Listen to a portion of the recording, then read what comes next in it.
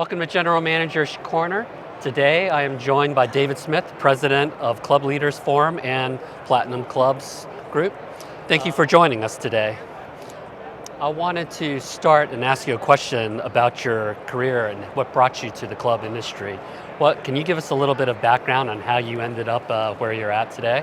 Surely, Howard. I mean, I think it's you have an adage of you stick what you know and stick what you're good at. So my journey in the club industry started more than 40 years ago, and I started as a PGA playing professional, playing the tour in the United Kingdom and Africa, the safari circuit. Then I always had an inkling that the business of golf was more fun than the game of golf.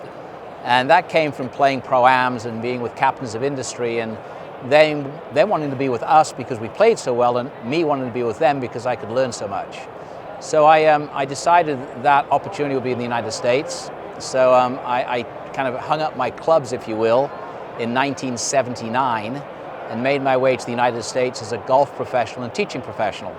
And gravitated from Chicago, where I started, to Bel Air Country Club in Los Angeles as working with Eddie Merrins, the little pro, and also coaching the golf team at UCLA. And really I got to my mid-20s and really had played, taught the national champions at UCLA, was at a great club, and I thought to myself, frankly, I'd rather be a member than serve the members. So I gravitated from there into kind of club management and then seized an opportunity to get in the development world.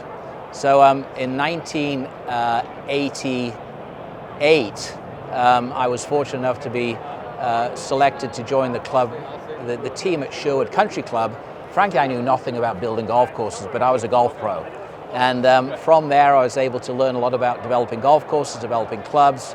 Sherwood became kind of a storied project in the 80s with the clubhouse, the Jack Nicklaus golf course, the Greg Norman golf tournament. And in 1990, I left the gentleman, David Murdoch, who hired me for that position, and formed my own company. And that was 30 some years ago. And along the way, we've been lucky enough to do projects in the golf course development and club development industry in 27 countries. And we've done more than 70 projects. And the Asian market was very strong in 2005 through 2020, before COVID. And a lot of our Asian clients were very keen on becoming a top 100 golf course in the world. And Golf Digest and Golf Magazine have those rankings, and that was relatively easy to attach to. But then one of our clients said, I want to be a top 100 club in the world. And there was no such thing as the top 100 clubs in the world. But there was the Platinum Clubs of America, which was recognized as the best clubs in America, private clubs in America. So in 2008 or 2007, I went to John Sibbald, who owned Platinum Clubs at that time, and I said, John, there's an opportunity in the world, but really America, 2008, 2009, it was going in the wrong direction. He wasn't particularly keen, but I had a particularly persuasive client. So one thing led to another. We worked together on Platinum Clubs of the world in 2008, 2009. John then unfortunately fell into bad health, and around 2011 or 12, I bought the company. So over the last 12 years, even though our core business remains building golf courses, providing consulting service to private clubs worldwide, the Platinum Club organization has kind of grown on its own and gone from strength to strength, not only America, but also Europe, the Middle East, Asia Pacific, and the world. Yeah, that's great. Thanks for sharing that.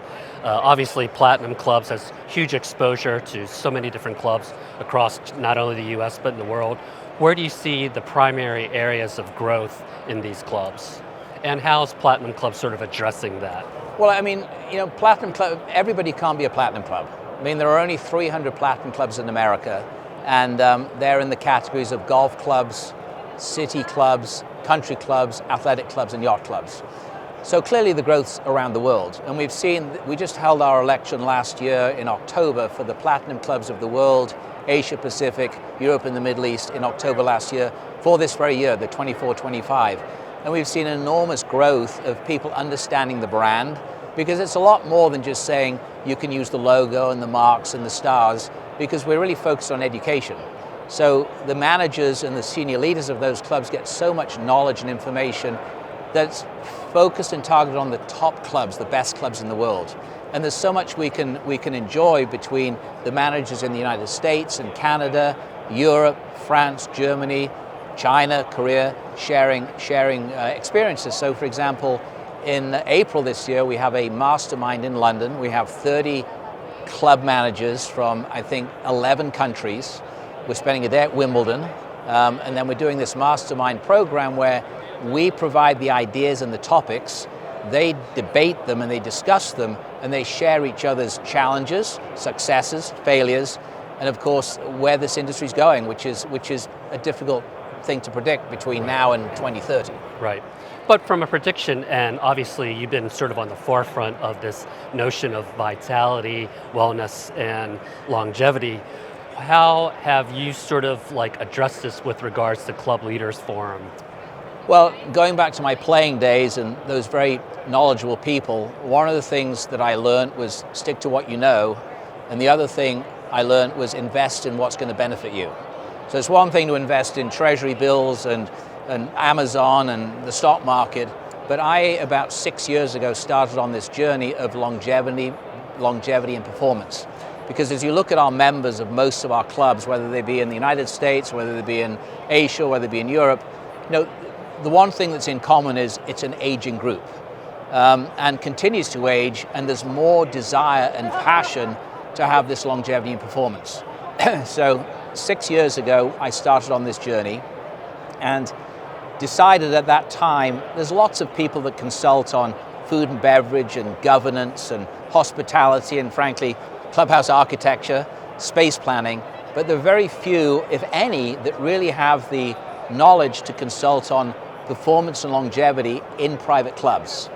Most private clubs have cardio and weights.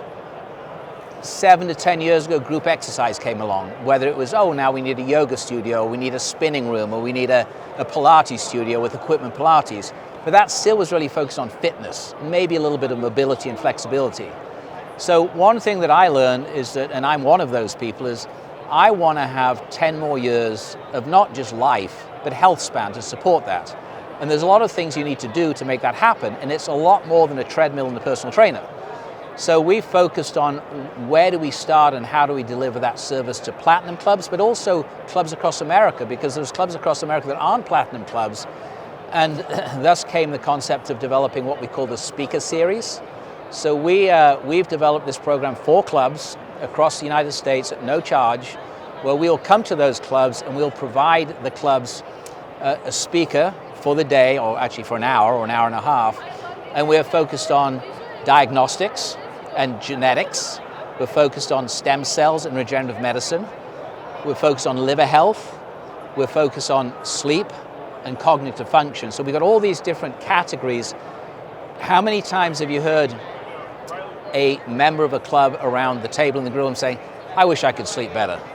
I mean, it's most everybody over the age of 50, or perhaps over the age of 40. You also hear about dealing with stress. A lot of country club members are retiring, and now they have to deal with, what am I going to do now I'm retired? What goes through my mind, and how do I deal with that? Of course, nutrition, everybody knows about nutrition, about we're all trying to lose weight, we're all trying to eat healthier, eat better. So we're really very focused on making sure clubs have a place to go to say, currently I have 9,000, 10,000 feet of fitness. Maybe I have 4,000 feet of fitness. Maybe I have 20,000 feet of fitness. But primarily it's fitness.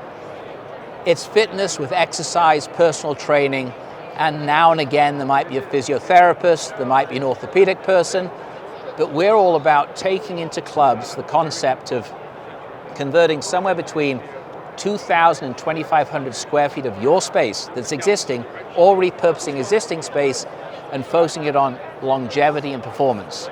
That means you have machines which like Carol bikes, red light therapy, infrared saunas, Vespa machines. So we're trying to get to the bottom of what is it that we can do to help you. And really it all starts with diagnostics. So the program that we've developed says, when you start, you go and have diagnostic evaluation done. And we work with a company called Human Longevity out of San Diego and San Francisco. The member goes to that place, and maybe they've already go to Scripps, or they go to the Cleveland Clinic, or they go to Eisenhower, and they have a physical every year. The problem is, once they know they don't have any heart disease, brain issues, they don't have cancer, they put it away for the year, they go back a year later. But in that year, they've got a year older and they've done nothing about performance and longevity. They just know they're not going to die of anything stupid. I'm not going to die of cancer or an aneurysm or some sort of heart-related issue, heart attack or stroke. But the problem is nothing happens for the next 12 months. So the program we've developed is the member goes to Human Longevity. Human Longevity spends a day and creates the diagnostics, about an 8-hour program with full body MRI, DEXA scan, cardio, extraordinary amounts of blood work, and genetics. Because a lot of aging people say, oh, my grandfather died of a heart attack, my uncle died of a heart attack, my cousin died of a heart attack, I must be prone to a heart attack, and then they die of liver cancer because they're focused on what they think their grandfather or their family history is. It's relevant, but it's not important. It's important, but it's not as important. What's important is your own genetic makeup. What did your mom and dad do when they created you as a cell? What did they do to create you today? And what are you predisposed of? I have no history in my family of macular degeneration. But my mother and my father's genes connected together make me 10 times more likely to contract macular degeneration as I age than perhaps you. I didn't know that. I've never gone to an ophthalmologist because I don't wear glasses. I wouldn't know. So when you look at the genes, not only do you know what you are predisposed to, whether it's heart condition, liver condition, more importantly, or as importantly, what have you given your children? So if you and your partner who created your child have your genes, now you know what your 3-year-old, 5-year-old, 7-year-old, 27-year-old is predisposed to. So it's very, very helpful. But then what happens once you go through that full day, now typically someone like that does executive physicals will say, okay, thank you very much, we'll see you next year. What happens now is their team works with the club staff to provide you a year-long longevity and performance custom-made program. So they're saying your mobility. We did a test. We had 7 gentlemen over the age of 60 at a very prestigious club try to put their socks on, sitting on a bench. 3 of them couldn't reach their toes. They had to use one of those machines to pull their sock on, and they're 60. So what we try to do is make sure happens is the diagnostics creates the foundation. Then working with that is a longevity program. And you might have flexibility issues, you might have cognitive issues, you might have heart issues, you might have stress issues, sleep issues. It's not all about just drink less, lose a bit of weight, and you'll be fine. It's not that way anymore. But because it's so scientifically based, people in our industry aren't prepared to provide that service. Frankly, neither are we. All we've done is we've assembled a team over 6 years of experts and knowledgeable people. So when we go to the clubs and we do these presentations, the members go, wow, that's something that I need. And I will tell you that as you look along the markets around the country, the Florida market, Arizona market, Palm Springs market, Palm Desert market, major city markets, clubs, as you know, are charging dues of $20, $30, $40, $50, $60,000 a year. So those members, if you think of their average age, they want more time to do things with their kids. They want more time to travel. How many friends do you have who say, oh, I'm fed up of traveling. I don't want to go anymore. I just don't like the lines. I don't like the airports because they're getting old. How many friends have you said, oh, I don't feel confident to drive anymore because I'm getting old? So those are the sorts of things you say, first of all, yes, you are getting old. And I don't believe we can take a 6-year-old and make them 30. What I do believe is that the program slows down the aging process. And if you can stay 60 for 10 years, you're way ahead of the game. Because science will tell you that when you go over the cliff, it's at certain milestones in your life. So we're committed to trying to make sure that members of our clubs that we work with have the opportunity to provide longevity and performance. They'll still have their treadmills, they'll still have their personal training. We just want to make sure there's a product there for somebody who says with their wife or with their family, we want to commit to having this 10 more years of health span so it matches your lifespan. It's really great cutting edge information. I mean, obviously this is still sort of a nascent industry to many of the clubs around. I want to kind of circle a little bit back to what you mentioned about the programs. What has been the reception to these programs as you introduce them to the clubs, and which clubs have sort of embraced it and sort of taken this to the next level? Well, it's a good question. There are very few clubs in the country that have fitness staff who have really a true understanding of longevity, performance, and regenerative medicine. I mean, if you say stem cells and you look in Google stem cells, in Beverly Hills there's 300 people who will sell you stem cells. Nobody really knows what that is or what they are. So what we're trying to do is we're trying to make sure that when a club member says, I want to know about how stem cells can help me in anti-aging. We're not about curing lupus or cancer. We're not in that game. We're in the whole program of longevity. So I knew that we needed to have a flag bearer. We needed to have a first club that I committed 3 years of time to, the club committed 3 years of time to say, we're not only going to create the program, we're going to identify the machines, we're going to identify the SOPs, we're going to hire the team. So we did that. We started 3 years ago at the Fort Worth Club in Texas. And it's a city club. It's got about 45,000 square feet of fitness space. It was all about basketball, volleyball, CrossFit, obviously services like Pilates, bar, yoga, etc. But we went there and we said to Walter Littlejohn, the manager, and Michael Fackerson, the club manager, this is where we think the future of clubs are going. Because not only does this make sense for you as a club to satisfy your current members, it gives you the opportunity to grow your membership, and city clubs are particularly interested in growing their membership. So we started there 3 years ago. We opened the Performance Longevity Center at the beginning of March. We went to our existing members of the Fort Worth Club, and as a supplement to their current membership, they add on the longevity piece, which is another $400 or $500 a month in dues. So that's been very successful. But they trust in the program, because when HLI, Human Longevity, went to the Fort Worth Club with their radiologist and their doctor's team and talked to them, the first question was, well, I already do that at the Cleveland Clinic, or I go to the Mayo, or I go to Scripps. But it's different because Human Longevity go much deeper into genetics, and I'm not going to argue that one's better than the other, but the key is they then work with the club for 12 months. So we've got that program in place. We have SOPs. We have what we call the 8 pillars of longevity. And the 8 pillars starts with diagnostics and goes all the way through mobility, all the things that old people need. Dementia. I mean, how do you know what your dementia level is? So I went to Human Longevity 6 years ago. I was in the 67th percentile for somebody of my age for dementia. 99 is the best. So I wasn't terrible, but I wasn't great. I'm now in the 94th percentile. I believe the reason for that is, and they tell this from your hippocampus, which is it's an MRI image they see, but I believe it's because in the last 6 years I've worked. At my age, I haven't retired. I haven't stepped away from my daily responsibilities. I've actually increased them.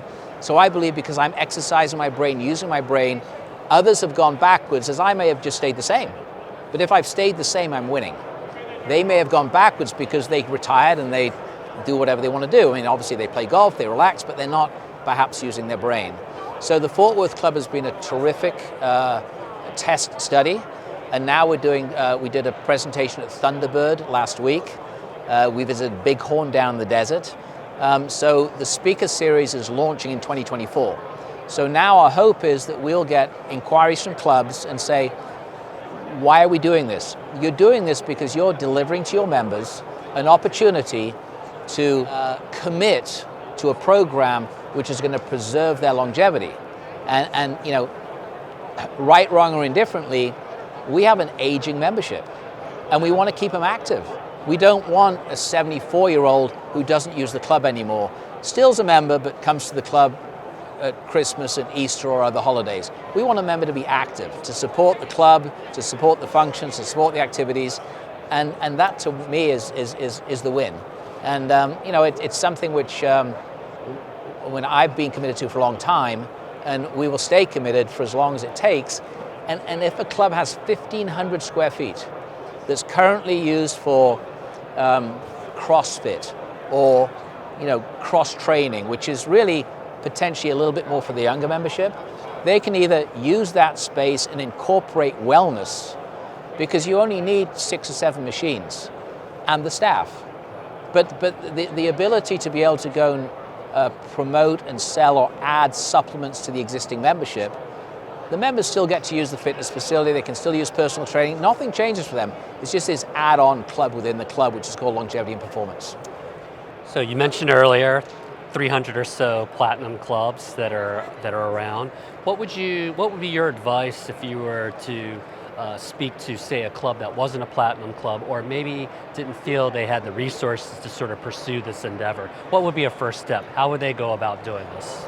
We have a very, very active and involved advisory board, and they're made up of 16 managers from around the world, from golf clubs, country clubs, yacht clubs, city clubs, athletic clubs.